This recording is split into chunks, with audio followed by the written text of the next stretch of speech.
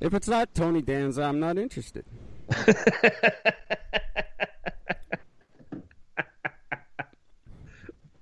Ew, All of the rest of them can just, they do nothing for me. Samantha, come on, Samantha.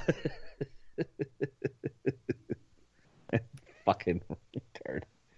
We got nothing, kids. Until COVID's over, this is the show. Get used to it. This is it. This is all we got. I can literally cover the entire news in 3 things. COVID, TikTok. Beirut explosion, Beirut. COVID, and bunch of child sex offenders in the U.S. government have gotten charged over the last 4 years. Oh, I remember what I wanted to talk to you about. Speaking of child sex offenders, the whole thing about Greece is bullshit. What do you mean? About pedophilia being declared a disability or whatever, a mental illness, or you brought it up the other night that pedophilia was... That a group wants to have themselves labeled as, yeah. Yeah, no, they don't. That's a bullshit story from 2012. That just creeped back up, and someone tried to make it news. It was a half-ass bullshit story in 2012, and it's not been renewed. It's just it finally made it over here, and we went, oh, this is a new thing. No, it's not. It's an 8-year-old thing, and it was pretty much laughed out of court at the time. Yeah, and it's not back in the court. It's not anything that's going on in Greece.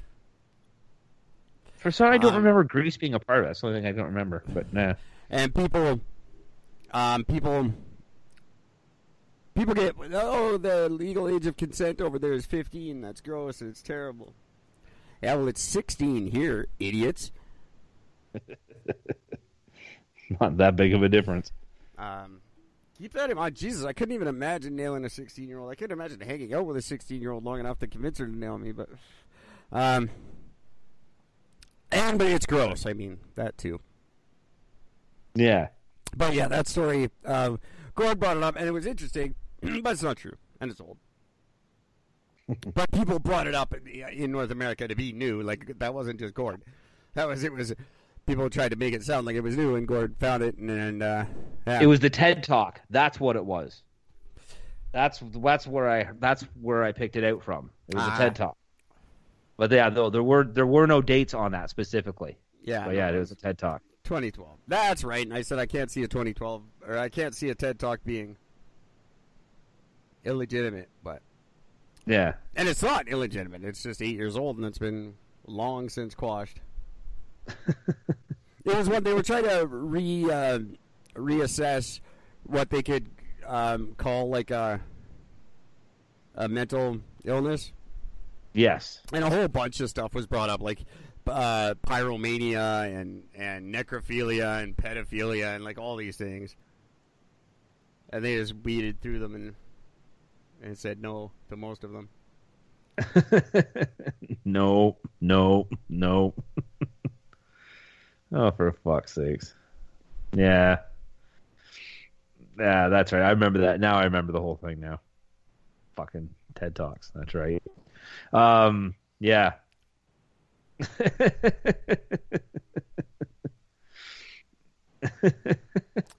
Good stuff. Sake. Fucking pedophiles. I found... No, that wasn't the one. Hang on. There we go. I found this one specifically for you, my friend, because I just saw this and I thought this is amazing. Michelle Obama.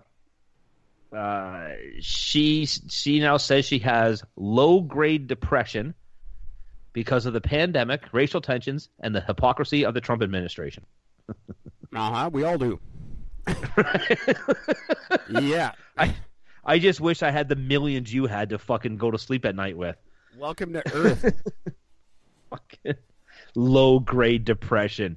Thanks for joining us. You just signed like a $20 million deal for your fucking podcast on Spotify. How do you think the rest of us feel about being on Spotify for 3 years and then watching that? Where do you think my depression's at? Obama? Right? I wouldn't be calling it low grade either, you fuck.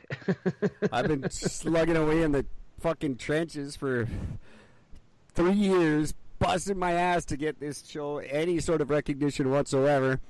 All of a sudden, Rogan's scared, so he creeps over to Spotify to block me. Mm-hmm. Clearly. It's the only really good explanation for his move to Spotify. And then you just come marching in. Oh, I got that Michelle Obama podcast. Everybody's going to listen to me. So, yeah, take your depression and shove it up your ass. I've been depressed since your husband was president.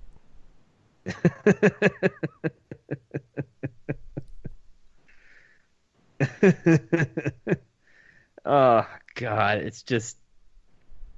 Fuck you, bitch. That's all I gotta say to that. Like, come on. She's really? A lovely woman, but come on. Not Oprah. Yeah. You're delayed. We all have low-grade depression. That's what COVID is. That's the number one side effect of COVID. Yeah. The whole world's suffering from it. Because I'm pretty sure that Michelle Obama, on a daily basis, deals with fucking cops coming down and trying to kill her on the streets and shit, you know. I'm sure that's something she completely understands and recognizes. No, she is from Chicago.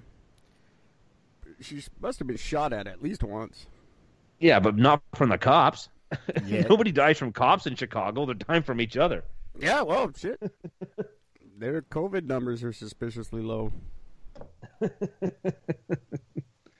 Bullet, because a bullet is faster than COVID.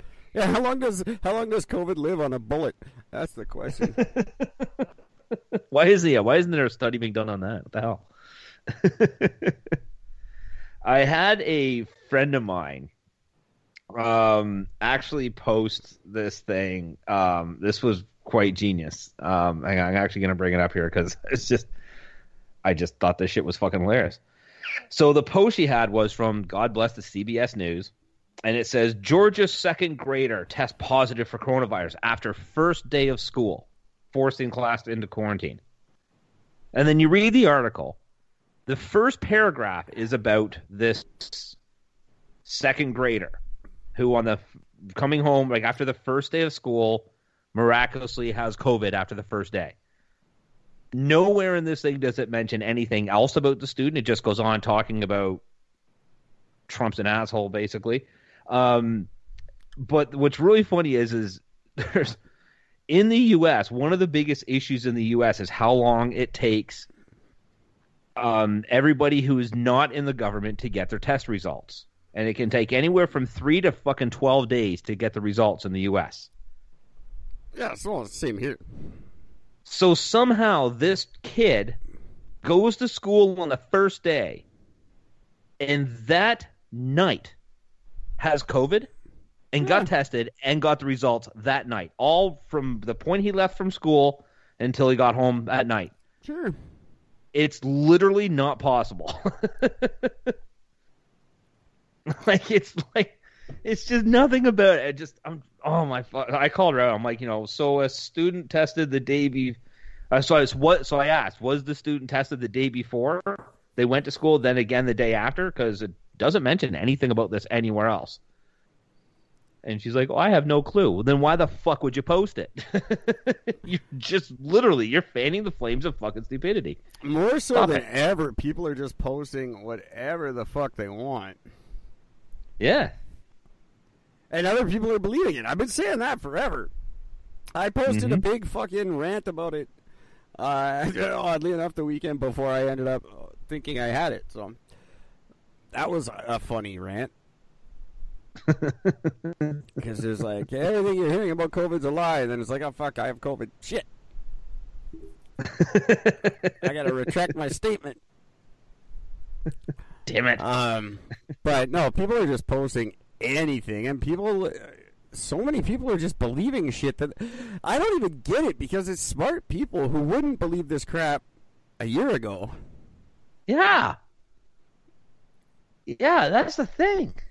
Like, how do you, I don't get how a virus that affects your respiratory system that you don't have makes you dumb. I don't understand that correlation. I've been saying that from day one, that the number one side effect is the complete lack of common sense. And if people got it, sure, but they're not. So I don't know. I'm just very confused. I don't understand it. I wish I did. I keep trying to. I keep trying to see what the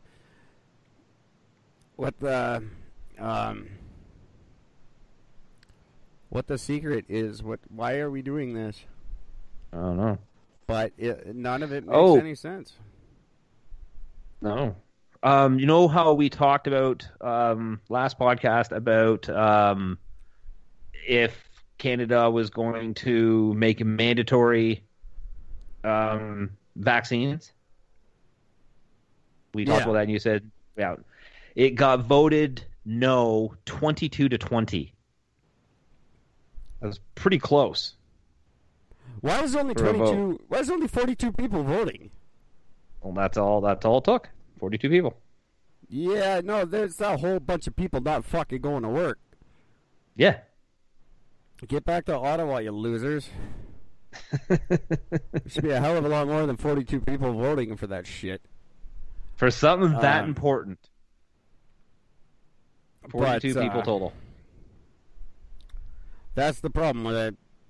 10% of 10% of people voted for fucking Trudeau.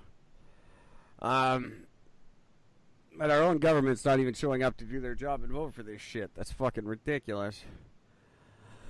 But yeah, of course it got voted down. And it'll get voted down every time they keep trying to bring it up. That was close, though. That's what got me. That's pretty close. Yeah, I admit. 22 to 20? Oh, it shouldn't be. Pretty damn close there. The worst part of that is how many people didn't show up. Yeah.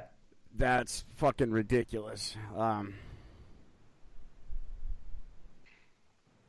That's the most disappointing part of that story. I wouldn't expect it to pass in 100 votes. That'll never pass, not in Canada. But that's offensive that 42 people show up to do their job and they're all getting paid no matter what. Yeah, exactly. It just, fuck, I hate the planet. But yeah, I wouldn't ever expect that to pass, and I won't be surprised when it never does. Because it doesn't stop with COVID. Then that opens the door to make everything mandatory. Well, the people that voted... No, I just looked because I didn't know off the top of my head. There's 338 sitting members of the House of Commons. So there should be 338 people voting, not fucking 42. 42 is all. That's it. That's the only ones that showed up. It means 300 fucking people didn't vote. Yeah. The people that we pay to go to Ottawa and vote on this shit for us. Just pointing out. Yeah, just mentioning that so everybody knows. That's just fucking ridiculous. 300 of these fucking losers that we voted for didn't go to work yesterday to vote on like one of the most invasive decisions in Canadian history. Yeah. 300 and none of them had a concern to fucking go to work. The bulk of the people who opposed it, they didn't oppose it because they thought it was a bad idea. They just said he just didn't quite have enough information. So if he comes up with some more information, that'll be, look, I might change my vote. Like, I mean, like, it's literally, like, they're just sort of, well, I don't know. We'll say no for now. Hopefully you'll come back something with better later, sort of thing. It just, I mean, some of the people that were involved in the voting, just kind of like their responses for it were not outrage. It's just, you just didn't have enough. You make $180,000 a year to do nothing. Mm-hmm. And why would you be outraged about anything? Yeah. You make $180,000 a year no matter what. The 300 fucking losers that didn't bother to vote still make $180,000 a year. Mm. Just to put that into perspective, that's about $179,000 more than I make.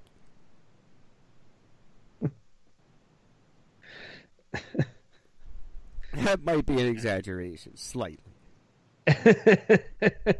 Depends on the week.